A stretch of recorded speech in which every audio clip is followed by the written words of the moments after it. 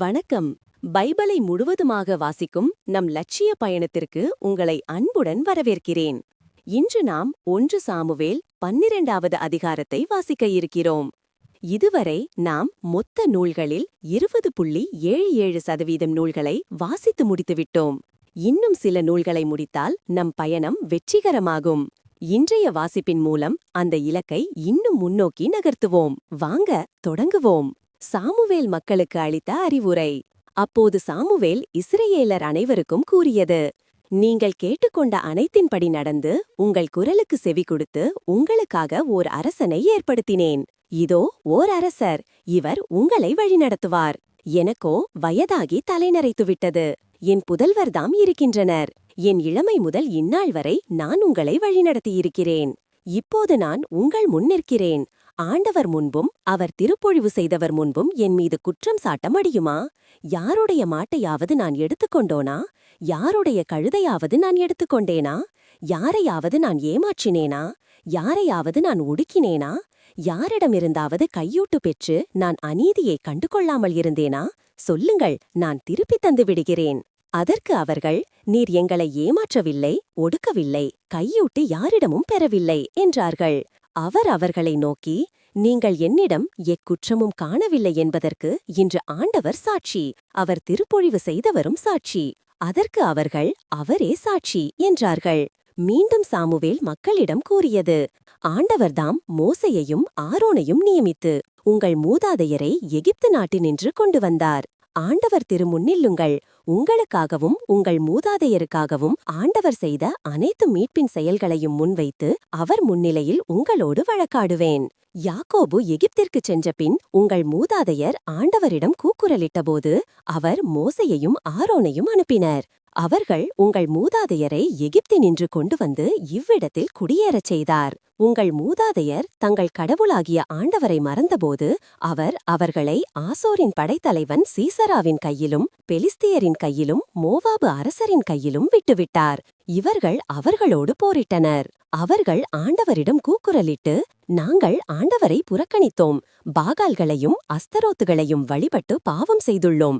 இப்போது எங்களை எங்கள் எதிரிகளிடமிருந்து விடுவியும், நாங்கள் உம்மையே வழிபடுவோம் என்றனர். ஆண்டவர் யெருபாகால், பேதான், இப்தாகு, சாமுவேல் ஆகியோரை அனுப்பி சுற்றிலும் இருந்த உங்கள் எதிரிகளின் கையினின்று உங்களை விடுவித்தார். நீங்களும் அச்சமின்றி வாழ்ந்தீர்கள். அம்மோனிய அரசன் நாகாசு உங்களை எதிர்த்து வருவதைக் கண்டபொழுது நீங்கள், இல்லை, எங்களை அரசாள எங்களுக்கு ஓர் அரசர் வேண்டும் என்று என்னிடம் கூறினீர்கள். இதோ நீங்கள் விரும்பி தேர்ந்து கொண்ட அரசர். நீங்கள் வேண்டியவாறு உங்களை ஆள ஆண்டவர் ஓர் அரசரை தந்துள்ளார். நீங்கள் ஆண்டவருக்கு அஞ்சி அவருக்கு பணிந்து அவர் குரலுக்கு செவி கொடுத்து ஆண்டவரின் கட்டளைக்கு எதிராக கலகம் விளைவிக்காமல் இருந்தால் நீங்களும் உங்களை ஆளும் அரசரும் உங்கள் கடவுளாகிய ஆண்டவரை பின்பற்றுபவராக இருப்பீர்கள். ஆனால் நீங்கள் ஆண்டவர் குரலுக்கு செவி கொடுக்காமல் அவர் தம் கட்டளைக்கு எதிராக கலகம் விளைவித்தால் ஆண்டவரின் கை உங்கள் மூதாதையருக்கு எதிராக இருந்தது போல் உங்களுக்கும் எதிராகவும் இருக்கும்.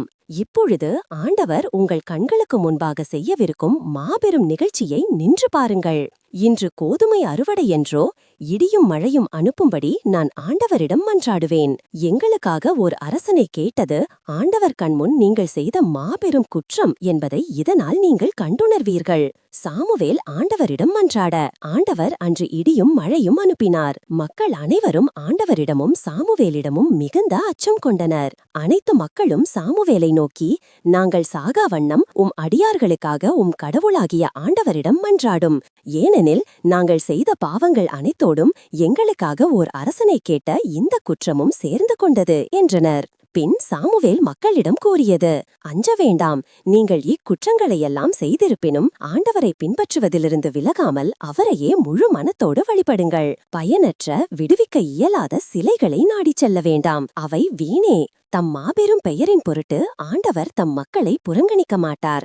ஏனெனில் உங்களை தம் மக்களாக்க அவரே திருவுளம் கொண்டார். என்னை பொறுத்தமட்டில் உங்களுக்காக மன்றாடுவதை நிறுத்துவதனால் ஆண்டவருக்கு எதிராக புரியும் குற்றம் என்னை விட்டு விலகியிருக்கட்டும். நான் உங்களுக்கு நல்ல நேரிய வழியை கற்றுக் கொடுப்பேன். ஆண்டவருக்கு மட்டும் அஞ்சி நடந்து உங்கள் முழு மனத்தோடு உண்மையாகவே அவருக்கு ஊழியம் செய்யுங்கள். அவர் உங்களுக்கு ஆற்றிய மாபெரும் செயல்களை நினைத்து பாருங்கள். ஆனால் நீங்கள் தொடர்ந்து தீமை செய்தால் நீங்களும் உங்கள் அரசனும் அழிந்து விடுவீர்கள். நாம் 1189 அதிகாரங்களில் 248 அதிகாரங்களை நிறைவு செய்துவிட்டோம். இன்னும் சில அதிகாரங்களை வாசித்தால் முழு பைபிளையும் முடித்து விடுவோம். நாளை அடுத்த அதிகாரத்தை பார்க்க சந்திப்போம். நாள்தோறும் இந்த பயணத்தில் நீங்களும் பங்கேற்றால் பைபிளை முழுமையாக வாசித்து முடிப்போம். இது நம் வாழ்க்கையிலும் ஆன்மாவிலும் பெரிய மாற்றத்தை ஏற்படுத்தும். இந்த பயணம் உங்களுக்கு நம்பிக்கையையும் சமாதானத்தையும் கொடுத்தால் இந்த வீடியோவை லைக் செய்யவும் சப்ஸ்கிரைப் செய்யவும் மறக்க வேண்டாம். பகிர்ந்து மற்றவர்களையும் இந்த பயணத்தில் சேருங்கள். நாளை மறக்காமல் வாருங்கள்.